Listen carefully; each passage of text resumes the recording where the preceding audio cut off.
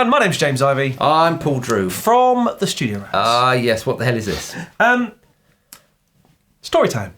My very first NAMM show, I was invited out by the good team at Avid. Right. Mr. Drew's going to fall asleep at this point. And a few people basically moved mountains so I could get there. I think I didn't get asked until about 2 weeks beforehand. Yada, yada. Is this relevant? Not really. No.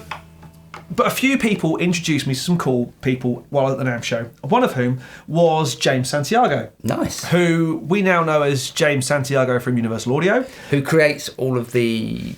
Oh, wait, I think he created the Ox, didn't he? Yep. He created the Ox originally and then all the sort of pedals and stuff with Thor. Yep. But back then, he was James Santiago of Voodoo Lab, and this was the pedal they were touting at the time. This is the Giggity pedal. He can't help himself but go. Giggity, giggity, giggity. And this is an analog mastering preamp pedal. Now, the way James demoed it to me at the time was it was the way to make a humbucker pickup sound like a single coil, or a single coil sound like a humbucker by use of four kind of, two EQs, gain and master, and this amazing sun and moon setting. So let's cut to the chase. We have the loudness knob, which is the gain setting. Yeah.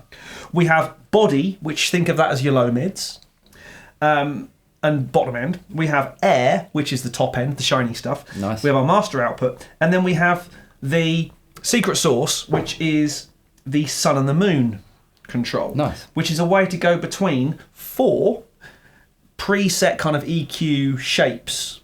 Okay. Within the pedal. Yeah. Now, we have a humbucking guitar here. So I'm going to set it on full sun to give us some brightness. I'm going to turn it off to start with so you can hear how it sounds.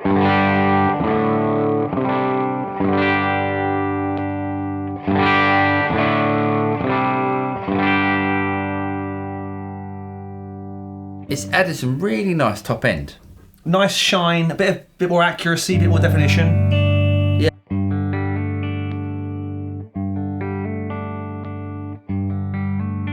Those pedals that once you've got it on, you don't want to turn it off. Exactly. Right, okay. Now, we've got quite a lot of the bottom end rolled out because that's quite a full-toned guitar. It's a semi-hollow, so if I roll it in as you play, it's going to get...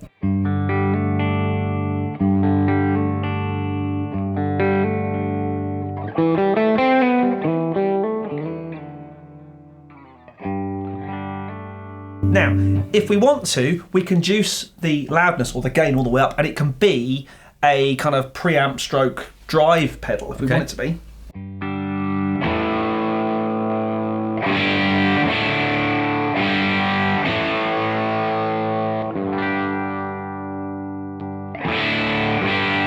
Almost sounds like you're driving into a tweed sort of amp. Yeah.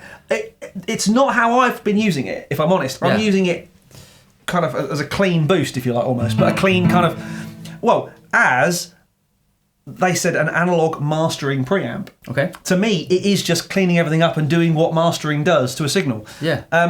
It's lovely. It's doing that thing. Now, I picked this up while we were on Guitar Safari at the end of NAMM. Yeah.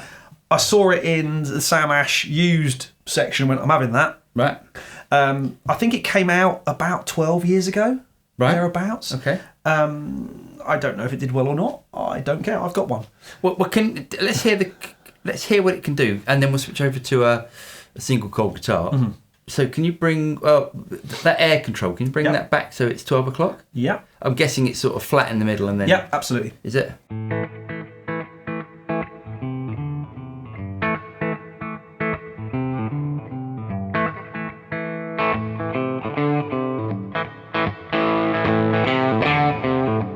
So that's great. That's adding that sort of definition that you get from more of a sort of single coil guitar. It still sounds like humbuckers, but you got that extra clarity that comes through. Can you just take it, hear it with it in, and then take it out?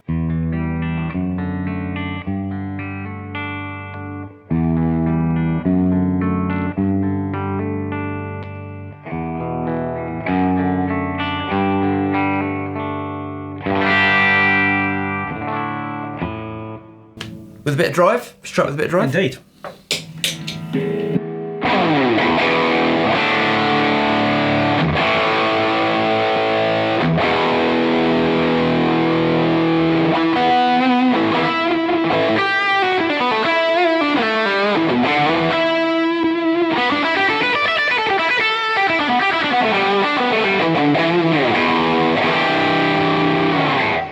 Not quite as effective on driven tones. No, but that's quite a driven tone. Yeah. But I mean, it's doing quite a nice.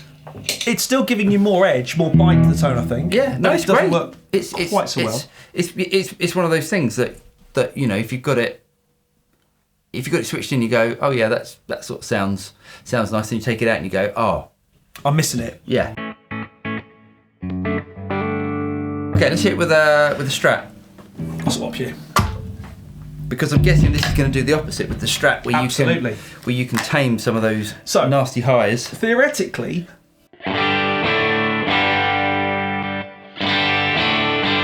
what you would do is knock it all the way over to the moon setting. But as we've discovered, that could be going a bit far.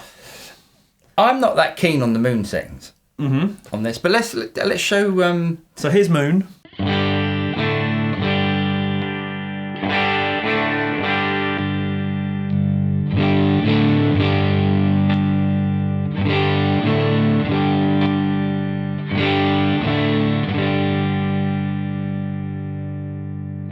Can you give me some air? Yeah.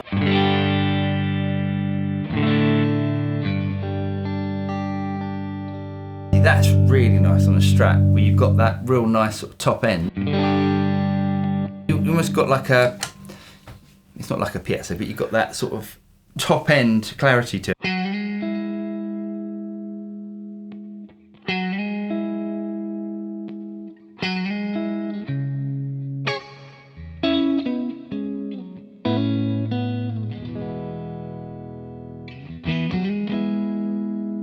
That's really nice. It's not a pedal you see on everybody's board. I don't think I've ever seen it on anyone's board, to be honest. That always makes me worry, and I know we shouldn't. We should take things at face value, but if you don't see things on people's boards, I often think, why is that not on people's boards? Why do you never see that? I don't know. Maybe it was a pedal that answered a question that no one had answered. No one had asked. Or maybe it's a pedal that you can really do with your amp. I mean, there's different. That air frequency is sticking a top end on that isn't on most amps. Yeah. It's made a difference. Whether you think it's made a good difference or a bad difference, I don't know. But I quite like it in those circumstances where you want a bit more bite. Yeah. You don't necessarily want more actual top end EQ. Yeah. But you want more shine. Yeah, you just want a bit more shimmer. Yeah, a bit more clarity. Yeah, definitely.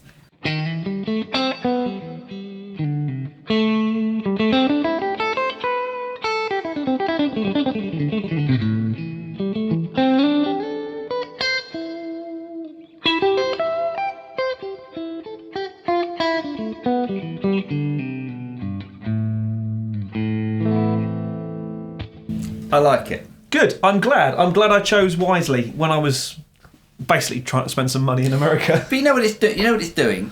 It's doing roughly what you'd get from a maximizer. Mm-hmm. You know those maximizer. You know, you BBE. the BBE maximizer. BBE. Yeah, and you can get that in a pedal. Where you get that sort of extra sort of clarity top end. But I like the fact that it can be two different things to two different styles of guitar. You know, you might buy a sonic maximizer to do the bright and shiny thing to a humbucker and not be able to necessarily dial it in quite so nicely for a Strat. Well, I think it's probably one of those things that if you've got an amp, you've got a gig and you've got a humbucker guitar and you've got a single coil guitar, you could take that along and then sort of compensate. But I think they sold it a bit wrong, saying that you can make humbuckers sound like single coils. And I think it should just be, they should have just sold it as as they call it, the analog mastering preamp. Make your guitar sound better. Yeah. Pedal. Yeah. Yeah, I'll go with that. Yeah. Nice. Well, there you go. Anyway, so I don't know why you would, but hopefully you got something out of that video. If you did get something out of it, don't forget to like and subscribe, click on the bell button, and you'll be notified of any future video that comes out from the studio. I'm Paul. I'm James. And we'll see you next time.